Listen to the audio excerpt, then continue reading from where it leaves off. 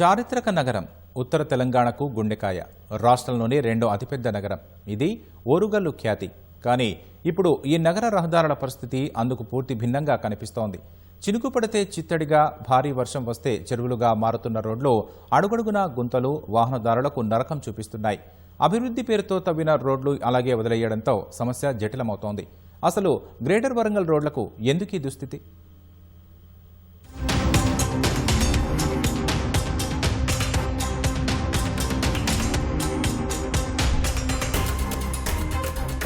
వర్షం పడితే చాలు ప్రయాణికులు రోడ్లపైకి రావాలంటేనే వణికిపోతున్నారు. భారీ వర్షం పడితేనో, కుంభవృష్టి కురిస్తేనో పరిస్థితి చెప్పనక్కర్లేదు. గత ఏడాది భారీ వర్షాలకు దెబ్బతిన్న రోడ్ల దుస్థితి ఇప్పటికీ మారలేదు. దీంతో ప్రతి వర్షాకాలంలోనూ ఇదే నరకయాతన. ఇది ఏజెన్సీ ప్రాంతాల్లోనో, మారుమూల పల్లెల్లోని అవస్థ కాదు. రాష్ట్రంలోని రెండో అతిపెద్ద నగరమైన వరంగల్ రహదారుల దుస్థితి ఇది. కొన్ని చోట్ల వర్షపు నీరు చేరి, ఇంకొన్ని చోట్ల కంకర తేలి నగరవాసులకు ప్రయాణం నరకప్రాయంగా మారింది.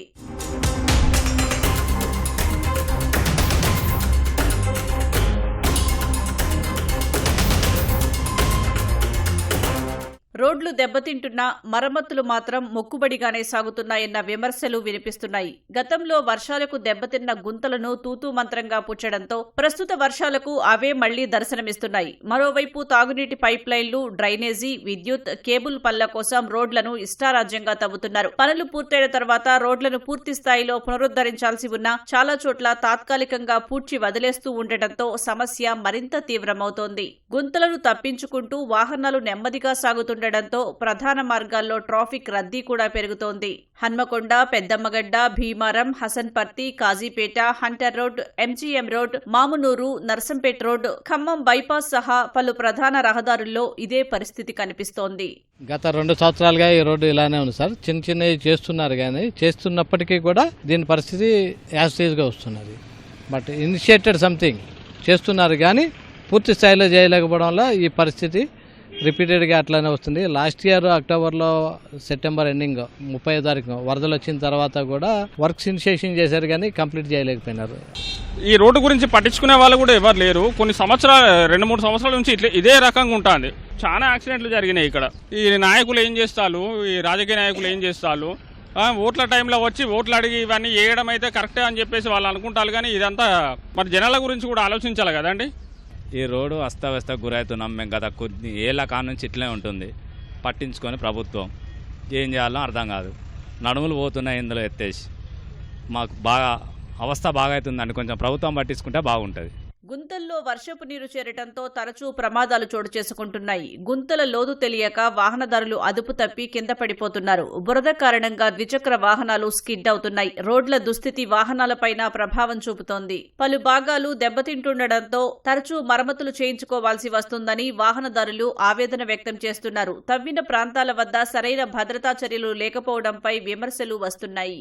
రామన్నపేట పోతన్న రోడ్డు ఇది. ఈ రోడ్ల దగ్గర 3-4 సంవత్సరాల నుంచి రోడ్లు ఇదే గుంతలు ఇదే చేయటం.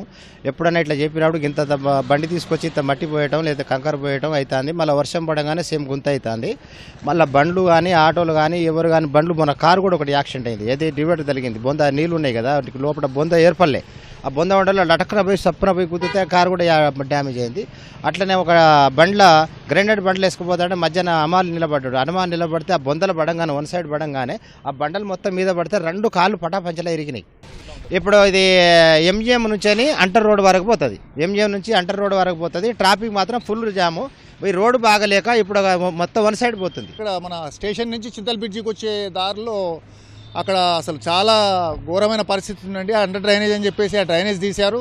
ఆ డ్రైనేజ్ తీసినప్పటి నుంచి అసలు వాటర్ ఫ్లోటింగ్ కరెక్ట్ కాక అన్ని ఇళ్లలోకి వచ్చేస్తున్నాయి. రోడ్లన్నీ కూడా అసలు శ్మశానం లెక్క ఉందండి, నడవడానికి, రావడానికి, వెళ్ళడానికి. అక్కడ ఎన్నో బండ్లు యాక్సిడెంట్లు అవుతున్నాయి. ఎన్నో బండ్లు అక్కడ ఇదైపోతున్నాయి. అసలు దాని గురించి ఎవరు పట్టించుకోవట్లేదండి. ఇక్కడ కూడా అదే ప్రాబ్లం ఉందండి. మన పోచమ్మ మైదాన్ నుంచి ఇటు నర్సంపేట రోడ్కి వచ్చే దారిలో అన్ని డ్రైనేజ్ కింద అంతా ఓపెన్ చేసి పెట్టారు పైపులు. అక్కడ కూడా ఇంతవరకు ఏమీ రెక్టిఫై చేయలేదు. అది కూడా చేయాలని కోరుతున్నామండి. హోల్స్ ఉన్నాయండి. ఆ హోల్స్ దానివల్ల డ్రైనేజ్ వాటర్ ఉప్పొంగేసి చాలా ప్రాబ్లమ్స్ వస్తున్నాయండి. అది డ్రైనేజ్ ప్రాబ్లంతో మాకు రోడ్డు మీద రావాలి, పోవాలంటే కూడా ఎన్నో బండ్లు యాక్సిడెంట్లు అవుతున్నాయి.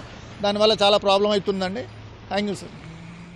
రోడ్ల దుస్థితి ప్రభావం నగర ట్రాఫిక్ పైన పడుతోంది. గుంతలు, రోడ్ల పనులు, తవ్వకాల కారణంగా వాహనదారులు ప్రత్యామ్నాయ మార్గాలను ఎంచుకోవడంతో ప్రధాన కూడళ్ల వద్ద రద్దీ పెరుగుతోంది. ప్రజల రాకపోకలకు ఇబ్బంది లేకుండా, ప్రమాదాలకు తావు లేకుండా నగరంలోని ప్రధాన రహదారులను పూర్తిస్థాయిలో అభివృద్ధి చేయాలని నగరవాసులు కోరుతున్నారు.